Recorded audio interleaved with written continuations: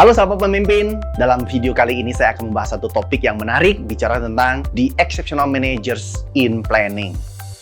Kita tahu bahwa dalam fungsi manajemen ada 4 fungsi yang sangat dominan. Fungsi pertama planning, yang kedua adalah organizing, yang ketiga adalah staffing, yang keempat adalah controlling. Oleh sebab itu saya akan fokuskan bagaimana the exceptional managers in planning. Dan kita akan belajar bersama-sama supaya kita ketika menjadi seorang manajer, kita bisa menjadi exceptional manager yang sangat terampil di dalam membuat perencanaan. Teringat dengan satu pernyataan Benjamin Franklin. Beliau katakan, by failing to prepare, you are prepared to fail. Ketika kita gagal dalam merencanakan, maka kita sedang merencanakan kegagalan. Anda sedang merencanakan kegagalan dan sangat menyedihkan, bukan? Oleh sebab itu, ketika kita bicara bagaimana Anda menjadi seorang the exceptional managers, maka orang-orang ini mampu melakukan beberapa hal dengan kompetensi mereka yang luar biasa. Khususnya, tadi saya sudah katakan ada 4 hal, bicara tentang planning, organizing, staffing, dan controlling. Khusus untuk planning, di dalamnya masih ada sub-function yang harus dilakukan. Yang pertama, forecasting. Apa saja yang dilakukan oleh seorang exceptional manager ketika bicara forecasting? Forecasting bicara masalah predicting industry growth. Itu yang pertama. Ketika kita masuk di dalam satu industri, apakah industri perbankan, industri asuransi, industri manufacturing, lebih spesifik manufacturing di bidang apa? Misalnya, katakanlah garment. Itu berbeda antara satu industri dengan industri lain. Pertumbuhan setiap industri tentu berbeda. Kita harus tahu persis apa yang terjadi saat ini dan kira-kira ke depan akan seperti apa. Pada masa-masa krisis saat seperti ini juga akan sangat berdampak kepada pertumbuhan industri. Dan ini harus diprediksi menggunakan data masa lampau untuk melihat apa yang terjadi di masa mendatang. Yang kedua adalah kita perlu lakukan prediksi terhadap berbagai peluang dan ancaman. Dalam hal ini, biasanya digunakan oleh banyak pemimpin di dunia menggunakan tools yang mereka sebut sebagai SWOT analysis. Mereka fokus pada opportunities dan threats. Ini bicara tentang berbagai peluang yang dimiliki oleh usaha atau bisnis mereka, tapi sekaligus juga bicara tentang berbagai tantangan yang akan mereka hadapi. Dalam hal apa? Dalam hal legal. Legal bicara tentang bagaimana perangkat peraturan pemerintah, peraturan dunia yang juga berdampak kepada produk yang mau kita hasilkan. Ada beberapa produk mengandung beberapa hal di dalam produk itu yang memang sekarang dilarang dulu diizinkan atau sebaliknya. Dan ini bisa terjadi. Maka legalitas ini menjadi penting di dalam kehidupan sebuah perusahaan atau organisasi. Yang kedua adalah bicara tentang peluang teknologi dan berbagai tantangan teknologi yang digunakan. Saat ini, hampir semua perusahaan menggunakan digital. Oleh sebab itu, digital disajikan tentu menggunakan teknologi perkembangan terakhir. Dan ini digunakan oleh banyak perusahaan. Dan mereka invest cukup besar dalam hal ini. Yang berikutnya bicara tentang apa? Bicara tentang suppliers. Apakah suppliersnya tunggal atau suppliernya beberapa atau banyak? Jika supplier banyak, maka pilihan terhadap berbagai alternatif supplier itu lebih terbuka dibandingkan suppliernya tunggal. Maka mereka punya bargaining power yang luar biasa besar. Competitors juga ini menjadi satu catatan. Banyak sekali seorang pemimpin di dalam perusahaan atau sebuah organisasi itu tidak menyadari bahwa barang-barang pengganti itu adalah kompetitor mereka juga. Secara sederhana katakanlah kita di kuliner. Ketika orang memiliki satu restoran cepat saji, mereka tidak berpikir bahwa ternyata pecel lele yang di sebelahnya itu adalah kompetitor mereka juga. Kenapa? Karena orang kalau makan siang pecel lele, dia tidak akan makan siang lagi di restoran. Demikian juga makan siang di restoran, dia tidak akan makan siang di pecel lele.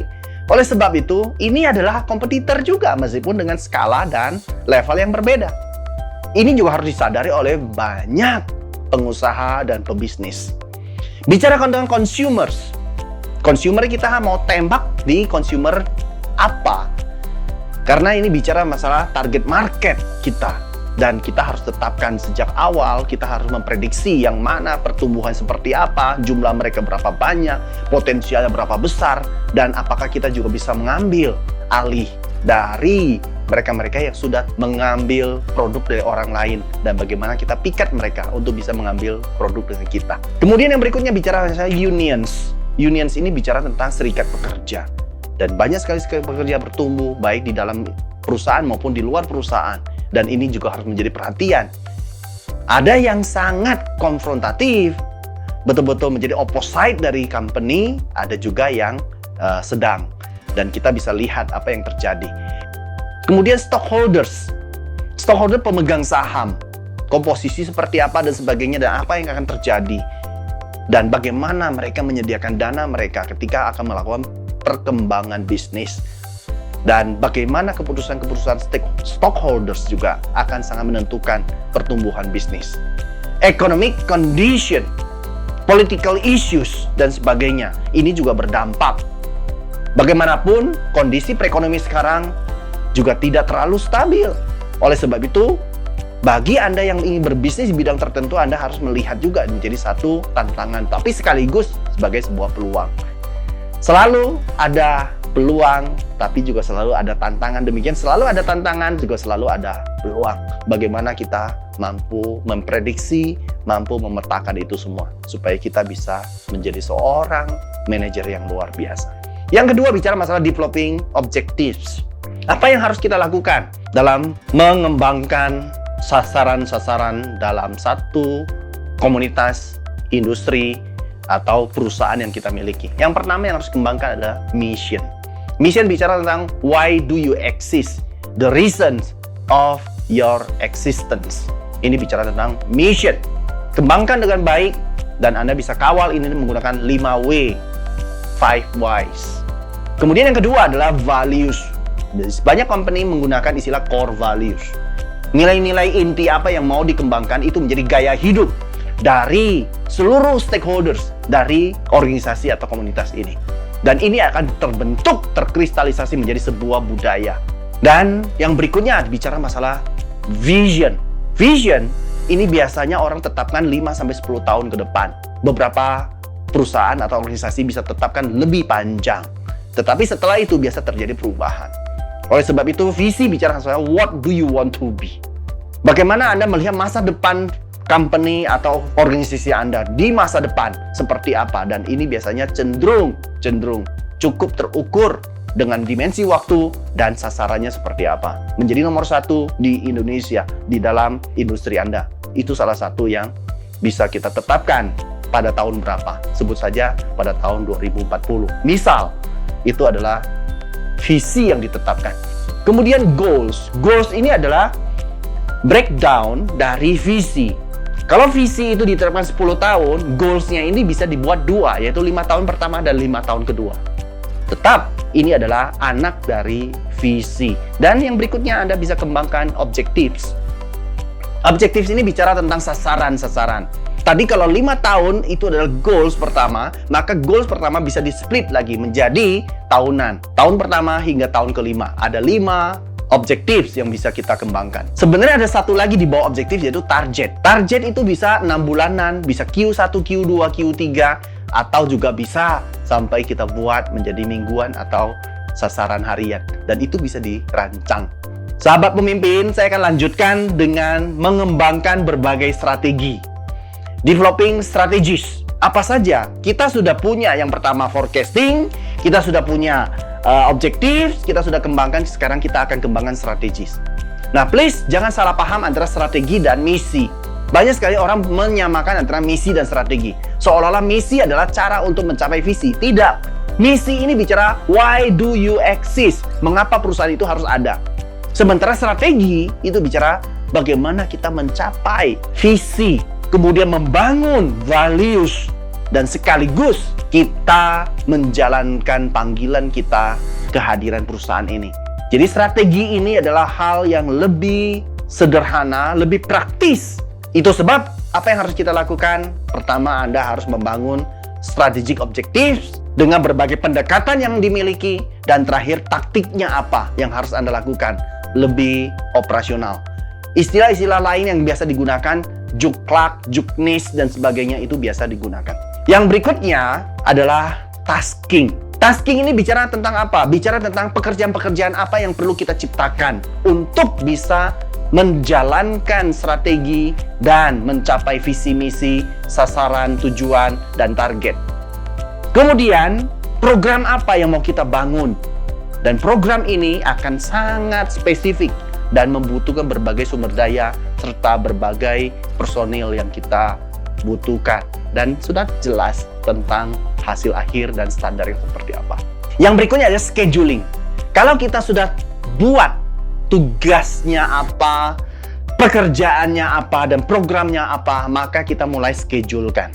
Kapan dimulai dan kapan berakhir. Dan setiap proses itu pun harus ditetapkan secara rinci. Baik menjadwalkan pekerjaan, menjadwalkan tugas-tugas, program, tapi ingat tetap berdasarkan prioritas dan kebutuhan dari organisasi. Yang berikutnya adalah bicara tentang budgeting. Kalau kita bicara budgeting, apa yang harus kita lakukan? Yaitu kita ingin membuat dan menyediakan uang di dalam proses ketika kita implementasi setiap pekerjaan yang sudah kita ingin lakukan, tugas, kemudian program. Itu semua harus ada budgetnya. Tanpa budget tidak akan berjalan. Ada banyak resources yang kita perlu beli, ada banyak mesin yang perlu kita beli. Itu harus dibudgetkan, termasuk juga biaya overhead dan juga tenaga kerja. Biasanya biaya tenaga kerja mendominasi cukup besar. Kemudian mengembangkan berbagai kebijakan, ini menjadi penting. Biasanya orang mulai kembangkan apa aturannya, kebijakannya seperti apa, khusus untuk berbagai pekerjaan dan berbagai tugas program. Kemudian yang kedua, memastikan bahwa seluruh stakeholders itu taat terhadap kebijakan dan peraturan yang telah ditetapkan. Siapa yang harus menjadi model untuk menjalankan itu semua? Tentu pimpinan puncak, top manajemennya, dan para manajer, kemudian supervisor, team leader, kemudian baru kita tuntut kepada para karyawan. Yang berikutnya adalah mengembangkan berbagai prosedur dan proses. Ini menjadi penting. Biasa kita sebut mengembangkan SOP. Kemudian aktivitas prosesnya juga harus ditentukan dengan baik. Beberapa kawan ketika ingin melakukan rekaman seperti ini, sudah ada checklistnya. Pertama, apa yang harus dilakukan. Yang kedua, apa yang harus dilakukan. Yang ketiga, harus dilakukan apa. Dan keempat, harus seperti apa, dan sebagainya. Dan proses ini dilakukan berdasarkan ketaatan terhadap prosedur yang sudah ditetapkan. Ini menjadi catatan penting untuk kita semua. Dan saya sudah membahas seluruh sub dari fungsi manajemen, khususnya planning. Kita akan lanjutkan untuk fungsi kedua pada video berikutnya. Namun sebelum kita akhiri, saya ingin memberikan satu quote yang saya ambil dari Abraham Lincoln. Sangat bagus quote-nya. Beliau katakan, "Give me 6 hours to chop down a tree, and I will spend the first 4 sharpening the egg." Dia akan menyediakan, dia punya waktu 6 jam. Dan dia bilang, saya akan habiskan waktu saya mengasah kapak saya selama 4 jam. Akhirnya tinggal 2 jam. Dia ingin pastikan bahwa kapaknya tajam ketika untuk mengapak dan merubuhkan satu pohon besar. Ketika sudah tajam, maka dia mungkin hanya membutuhkan waktu 20 menit sampai setengah jam untuk merubuhkan pohon besar itu. Tetapi kalau kapaknya tidak tajam sejak awal dan Anda langsung ingin merontokkan pohon yang besar, mungkin Anda membutuhkan waktu 12 jam. Artinya 6 jam itu tidak cukup untuk Anda gunakan untuk merontokkan satu pohon besar. Ingat, prioritaskan apa yang paling penting, kemudian baru lakukan sesuatu. Jangan kita terburu-buru. Persiapkanlah dengan baik, rencanakan dengan baik.